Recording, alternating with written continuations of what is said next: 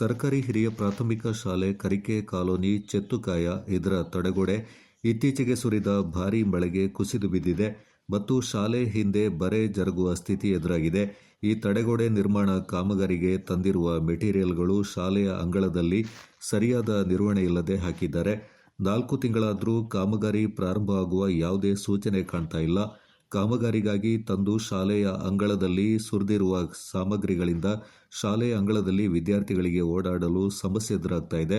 ಶಾಲೆ ಆರಂಭಗೊಂಡು 2 ತಿಂಗಳಾದರೂ ಪಂಚಾಯಿತಿ ವತಿಯಿಂದ ಶಾಲೆಯ ಸುತ್ತಮುತ್ತ ಹರಡಿರುವ ಕಾಡುಗಳನ್ನು ಕಡಿಸಿ ಸ್ವಚ್ಛಗೊಳಿಸುವ ಯಾವುದೇ ಪ್ರಯತ್ನ ನಡೀತಾ ಇಲ್ಲ.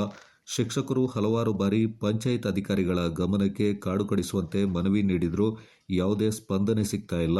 ಆದಷ್ಟು ಬೇಗನೆ ಸಂಬಂಧಪಟ್ಟ ಅಧಿಕಾರಿಗಳು ಭೇಟಿ ನೀಡಿ ಪರಿಶೀಲನೆ ನಡೆಸಬೇಕೆಂದು ಕರಿಕೆ ಕಾಲೋನಿ ನಿವಾಸಿಗಳು ಮನವಿ ಮಾಡಿದ್ದಾರೆ. ಕೊಡಗು ಚಾನಲ್ ವರದಿ ಶಿವಗಿರಿ ರಾಜೇಶ್, ಕರಿಕೆ.